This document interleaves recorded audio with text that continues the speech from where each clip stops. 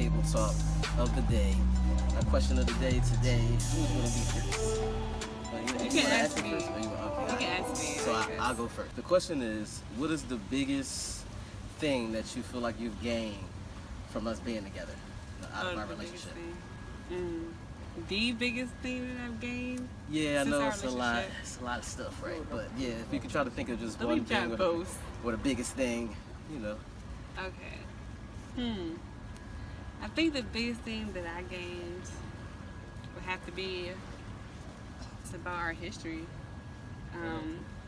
I feel like, you know, I was always raised like I thought that we came from slaves. I didn't know that we had a prior, you know, life or standing before then. And now people get more conscious, and of course we get more knowledgeable. We have a lot of books and research that we have available to us. So I think that opened my eyes to know that I come from a lineage of just greatness and righteousness, and to not feel separate, you know, from Jesus and the disciples. Like, those are amongst our people. Like, that's my cousin, that's me, you know, going through that experience. And so I feel like gaining that prior knowledge was amazing. Like, that really added value to my life. That's goes through more layers basically than just the physical and the tangible. Like, just knowing who I am, where I come from, my assignment, my purpose, like all those things derive from just knowing simple history. It's simple, but it's not simple because they, you know, hide so much stuff from us on purpose sometimes, or they just misconstrue the information, you know. So I think that was the biggest thing that helped me, you know, in our relationship. And I think it helped me be a better business partner too, because my confidence, my tact, I feel like I tap into those, you know, history, that person, you know, I feel like I tap into that person. I go back sometimes and channel in the knowledge that I feel like that person would have to gain confidence or to gain some type of dominance in a conversation or a transaction. You know, I feel like it really helped me to be strong, you know, especially because I'm a woman. It's like, you know, I guess I grew up thinking like, oh, you're a minority because you're a woman and you're a black girl. Like, that's all you are. I'm like, oh, y'all make it sound too nice. So you're saying that I'm not worth nothing, and I give life to all these things that surround me, and I have to create. I just felt like just knowing it was just amazing to me, and made me feel like I was something. You know, I feel like before you, I didn't have that knowledge at all. So, I mean, I had glimpses, but never not in the whole, like how we talk about. Just our history and yeah, I was who we were prior to slavery, and then on thousands and millions, you know, maybe even potentially billions of years ago, we've been, you know, doing a lot of work as a people, and I feel like a lot of it is being shunned out sometimes when it comes down to the media, when it comes down to certain history that was rewritten. But it's starting to be a new age now, and we're starting to come back to being ourselves, and that's really important. Yeah, that's basically what it is. I feel like, you know, it's just the moment when you feel like you're not being controlled anymore. Like, it was just like, I realized I was being controlled, and it's like, oh, okay. Like, I don't know, I guess because I felt like a lot of things didn't make sense anyway, you know, growing up. And just like, you know, I never understood like simple things like Jesus is, like, had a picture that Jesus is white. And to me, I always felt like Jesus was black. Not only because my mom told me, but also because of how he was explained in the stories.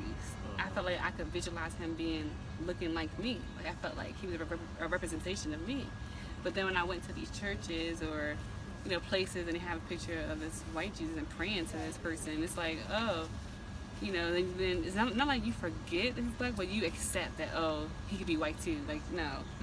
Like, it's no accepting. It's just like knowing that, you know, just like how there's a truth to everything, there's a false to everything. And, you know, just being aware of that. Because I think at first I was taking everything as face value. Like, everything I saw was just what it was. And not really knowing that it's a bigger purpose and a bigger, you know, message for it. So, yeah, I think that was the biggest thing ever. I think one of the biggest things was, just letting me know that God was within myself. I think that was like, it hit me like a ton of bricks. I think because I'm a preacher's kid, you know, I grew up in church my whole life since I can remember. And I never took into account that God was within myself. And I felt such conviction, I guess that's a word that I can use, conviction, when you told me that. And it was because, like, wow, I really neglected this inner God all this time. All this time I'm praying to an outside source, and it's not even an outside source. It's within myself. And then I'm not acknowledging that God in everybody else too, because everybody else make a complete picture of who God is.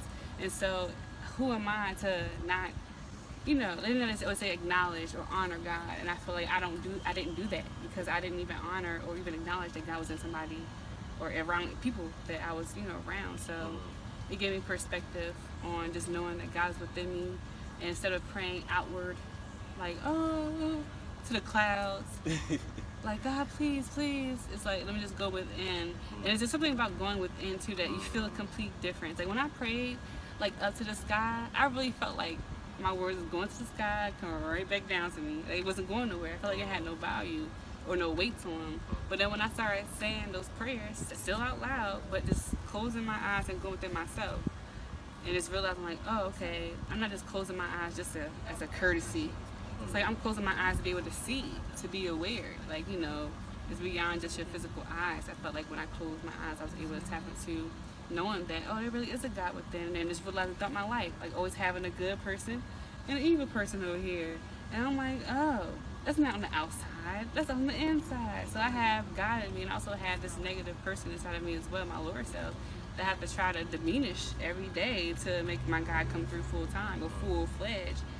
And so, you know, that was just a powerful lesson for me as well. Like, that was just amazing for me to know. And it's simple.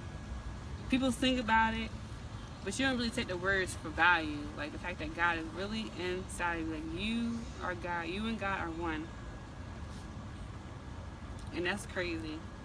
You know, especially if you have this image of God in your head, you know, how great this person is, or how, you know, when you have this perspective and you realize, like, oh, person inside of me all the time, that perfect person, makes me feel like I can tap into that perfect person when I need to be, or full time, or know that I'm capable of being that perfect person. It's just I have other things that I'm not doing right that's clouding that perfect person to come through.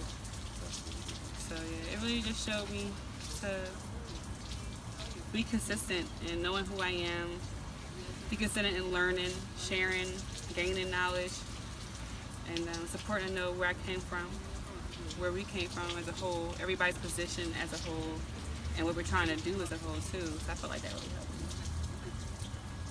That was deep. But it was the truth. That's one thing to think about. All right, so I'll ask you, what is the biggest thing that you gained in our relationship? Oh man, from you, babe, I feel like I gained the world. But specifically, I would say that from you, I feel like I gained the definition of purity and love.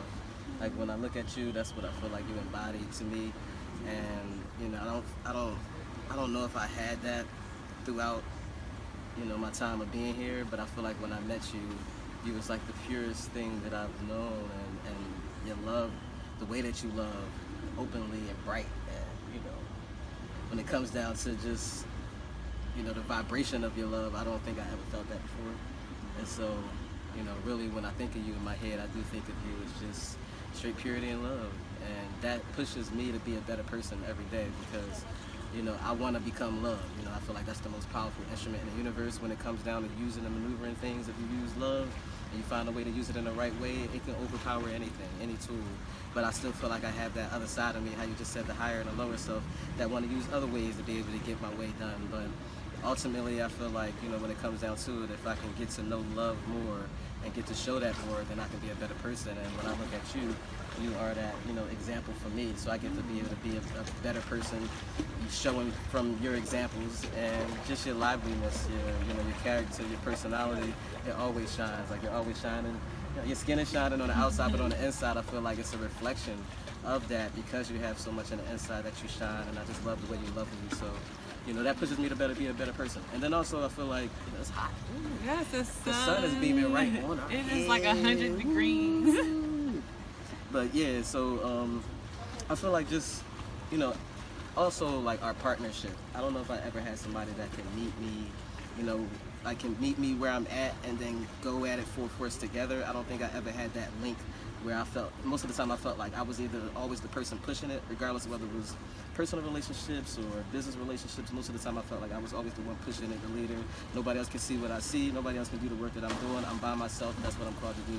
Dang, I'm going to go out there and do it, even if it's by myself. But you was like the first person I met that I could actually be a team member with me and can always meet me there, regardless of whether it's ideas that I'm coming with, doing the action, you know, just seeing a vision. I don't think I ever had that connection with somebody where it was actually a teamwork, you know, involved with it. And so that pushes me to be a better person too, because I can always be my best self. And you push me to be my best self, and you have standards too. Like when it comes down to like even the little small things. If we like traveling somewhere, like when we went to Miami, and the hotel wasn't the best hotel at the time, and you made sure that we didn't settle for just anything, and it made me push harder to be able to get us the best room in the hotel.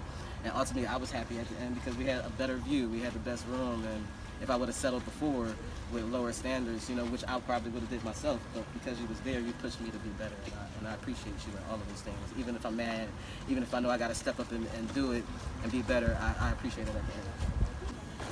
But yeah, babe, I appreciate you too.